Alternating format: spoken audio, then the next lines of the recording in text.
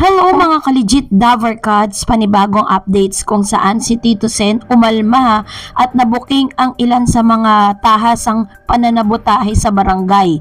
Ang lahat ng yan, but before that, if you haven't subscribed yet to my YouTube channel, please don't forget to like, share, and subscribe at i-hit mo na rin ang notification bell for more showbiz updates. Bago tayo magsimula sa ating updates for today's video, ay nais ko po muna of course magpasalamat sa lahat ng mga legit viewers, subscribers, ng lahat ng mga legit na nanonood at sumusubaybay sa lahat ng ating mga updates. Maraming salamat po.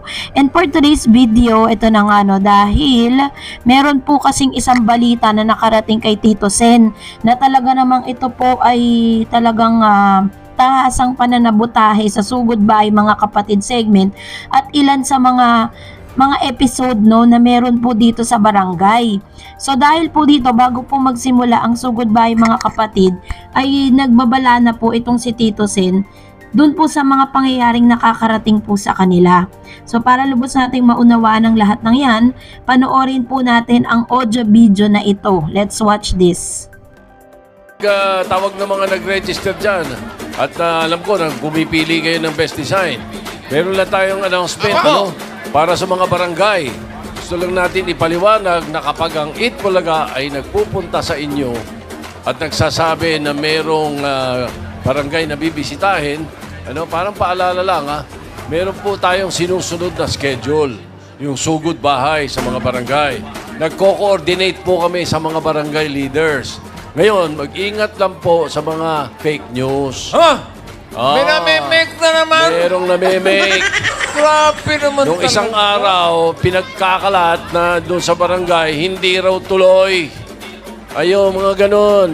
May mga naninira. Kunwari, hindi raw tuloy Bulaga, hindi tuloy. Para mabuti na lang yung mga barangay leaders, alam nila tuloy, sabi nila, tinatawagan nila, sinasabi, hindi, yung mga nag-register, tuloy yan. So, dapat legit. Alamin ninyo sa inyong kapitan kasi meron ding mga nagpupunta sa barangay. Sinasabi, Eat Bulaga, hindi pala Eat Bulaga. Hindi mo na.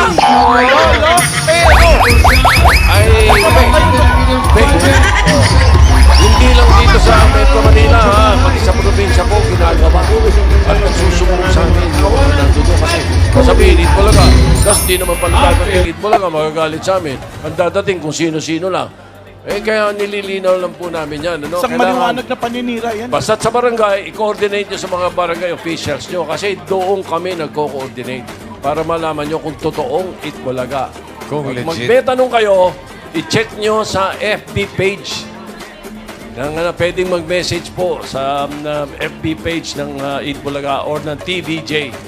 Ayan, para ma-verify ninyo lahat pagka may mga naririnig kayong ganong balita. Okay, malinaw na. Mayor Jose. Grabe po yung pananabotahe na ginagawa po sa Eat Bulaga, na kapag nagpupunta sila sa isang barangay at parang meron pong mga naninira sa kanila doon at sinasabing hindi na raw matutuloy. At pinaalala po ni Tito Sen sa mga manonood na nakikipag-coordinate po sila sa mga barangay chairmans bago po sila sumugod sa isang lugar at nakaschedule po ang lahat. So dahil po sa ginawa ni Tito Sen ay talagang mas magiging maingat na sa pag-spread ng mga fake news. Kasi nga sabi nga nila kanina nag-i-spread daw ng maling balita yung mga nananabotahe dito sa Sugod Bahay Mga Kapatid segment. So nakakainis lang kasi parang ang purpose lang naman talaga ng Eat Bulaga is to help other people, diba? Sa kanilang way. Pero may mga tao pa rin talaga na hindi pa rin tumitigil para po siraan at sabotahin yung good deeds na ginagawa ng Eat Bulaga. So anyways, tukoy naman na po ng Eat Bulaga kung sino po yung gumagawa. Ayaw lang nilang pangalanan. Dahil talaga namang rampant po yung ginagawa nilang panloloko sa mga kababayan natin. Kasi syempre magagalit po yung mga tao doon. Sasabihin, pinapaasa ng Eat Bulaga yung mga barangay na pupuntahan nila, yun naman pala hindi magpupunta.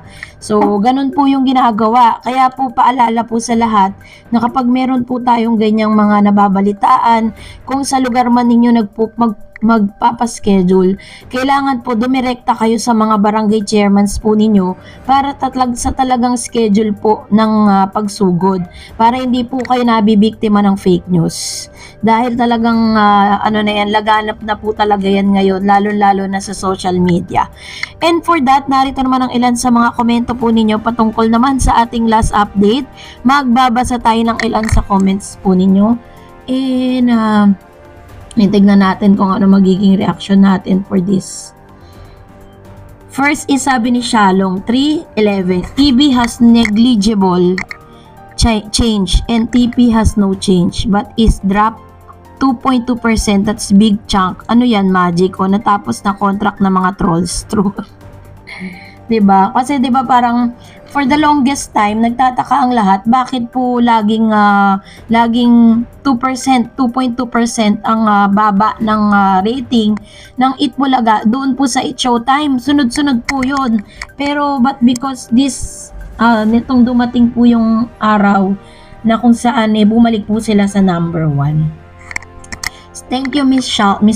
or Miss Shalong. Sabi ni Angelica Shiba Jacob, good evening. Ang masasabi ko, bumaba man ang rating ng Itbulaga, okay lang, wag tayo magdamdam. Sabi nga ni Lola Belen, sukol-sukol. Pa-shoutout naman ako, Angelica Shiba Molina Jacob. Legit Itbulaga ako noon hanggang ngayon. God bless you, also your family. Ayan, shoutout natin ang pamilya ni Miss Angelica Shiba Jacob na lagi pong nanonood at palagi ang sumusubaybay sa mga videos natin. Maraming salamat po sa iyo, Miss Angelica. Patuloy mo lang po ang pagsuporta sa lahat ng mga legit TVJ defenders at suportahan mo rin ang TVJ at ang Itbulaga. And for this, eto pa sabi naman po ng isa pang komento ni Willie Mercado, pag binalik ng Itbulaga ang bawal judgmental, iiwanan ng milya mga kalaban nila sa noontime show. Ayun, so marami talagang gusto talaga maibalik na ang ito pong bawal judgmental na dati kasi, ito yung pinag-iinitan talaga ng ng kabilang kampo, 'di ba? Parang nakakaantok daw. Pero hindi nila alam, ang dami pala talagang may gusto ng segment na 'yon. So anyways, siguro darating din po tayo sa sa part na yan. Hintayin lang natin And Paul Binuya, kahit sino sa kanila walang aamin, pwera na lang kung sino sa kanilang uutot. So ito naman po yung kanyang komento patungkol sa bagay na ito. Kasi nga 'di ba parang nagtuturoan po sila kung sino ba talagang may kasalanan, which is kung tutuusin walang kasalanan ng TVJ sa pagkalugi nila ng ganun kasi sila naman ang umahawak ng pinanse. Ang TVJ naman is work lang talaga sila. Sabi ni Mr. Romeo Bispo, good afternoon Ma'am Dareds, congrats TVJ number 1 na naman yung Itbulaga sa noontime show. Kaya kayang-kaya ng TVJ na panatilihin ang Itbulaga sa tanghalian. True naman.